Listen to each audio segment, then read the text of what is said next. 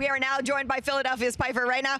Joe. Go Birds. Yeah, of course. The first thing I'm seeing is that you've got something on your hand. How are we feeling physically after that? Oh, he beat my leg up really good. I hit his dome piece, so it hurt my hand. I'm feeling good.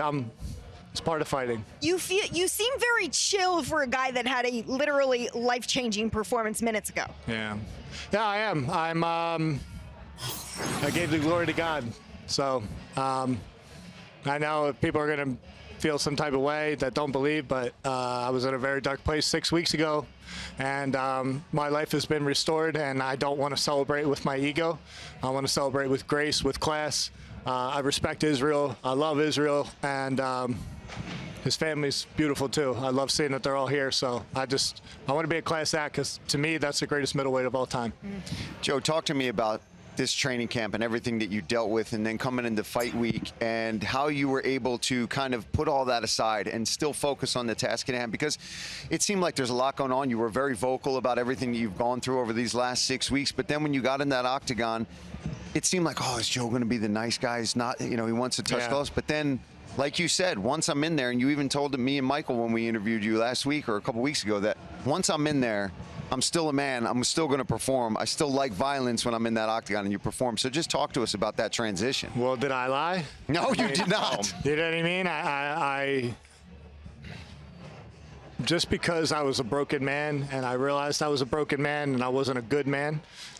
Social standards, I was a good man, but I wasn't a faith-driven man. I was a lukewarm Christian, and my girl really brought me to my knees with realizing that I had to make a change.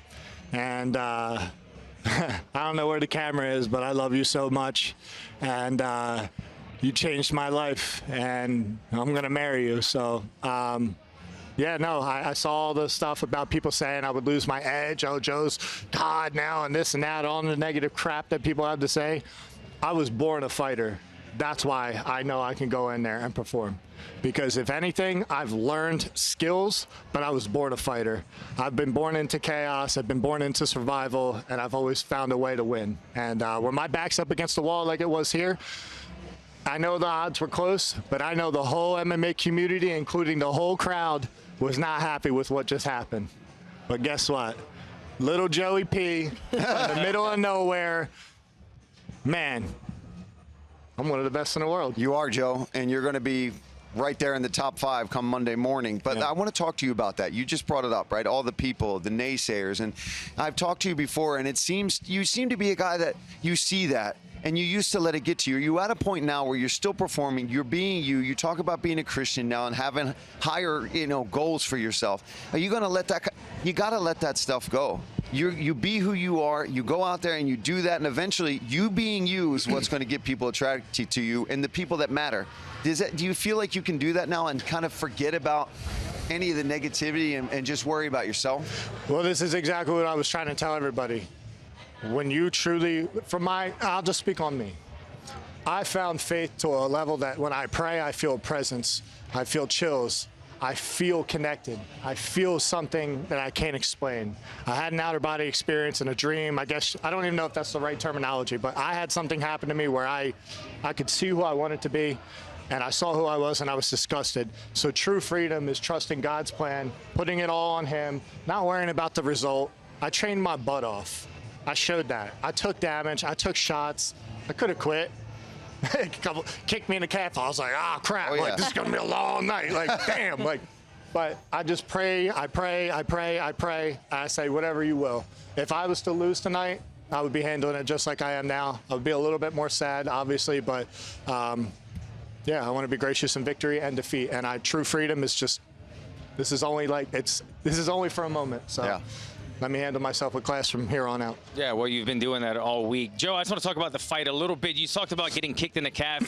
It seemed like Izzy was building a little momentum in that second round. At one point, it seemed like he was standing right in front of you, and something seemed to click for you. Like, was it surprising at all when you saw him standing right square, and then it told you it's time to let my hands go? Yeah, you can't stand in front of a guy like me. I think every middleweight in this division understands you can't stand toe-to-toe with me. You could possibly catch me, but it's not smart. I have big power, and I think he thought he was controlling me really well, because he was. But I was just playing the long game, believe it or not, because I was like, that's why I kept grabbing his hands and kept trying to, I wanted to frustrate him with being close to him. I can take damage, so I'm gonna let you chip me up, chip me up, chip me up. I'm gonna get to you at some point. You said playing the long game. Was there a game plan, a tactic to go into the later rounds in this fight? So the throw combinations, which I did the one punch thing again, but it was hey, listen, we got 25 minutes. He's a chess player. He's not gonna sit there and brawl with you early. He's gonna chip you up, pick you off, move. He's gonna frustrate me, and he didn't frustrate me, but he chipped my leg up pretty good. I thought I got a couple good shots, but I was a little out of position. I didn't really take any damage. I mean, it's not like I got rocked. It's not like he was exceedingly fast. I thought he was going to be a lot faster, but the biggest mistake he made was he started trying to press me on the cage, and I learned from Jack Hermanson instead of just looking, and I was like, all right, I'm a fire, and I caught him a couple times, and I think it kind of surprised him, and then I think when I walked him back to his corner, I hit him with a shot, and I think it really hurt him, and then that was, it set me up to get the takedown, which. Yeah. The takedown was a part of the game plan too. Being a mixed martial artist, man, that's what I'm complete. I tried to say that too, and I think I showed it a little bit, just a little bit. You did indeed. You certainly showed it, and that wasn't like a stellar performance, in my opinion, but. Well, it was to a lot of us who watched, and I know you've got a great team to help prepare you for these big moments, and they're going to have to continue to prepare you. Joe, if you get to call your shot, and let's take a look at the middleweight rankings as they stand right now, they're certainly going to change come Monday morning, but is there a name on this list that stands out to you as someone you would like to face next? I think Imavov deserves the next shot. I don't know, anybody. What about DDP? I don't know if he's matched up right now, but is that a fight that absolutely with two big, strong guys? I'd love to see you guys. Yeah, absolutely. The fights don't get easier from here. DDP's a dog. He's a big guy. Hamzat's a phenomenal wrestler. You got Nasruddin, who's got probably the fastest hands in the division. He's a great kickboxer. I don't know. I don't know what's next. I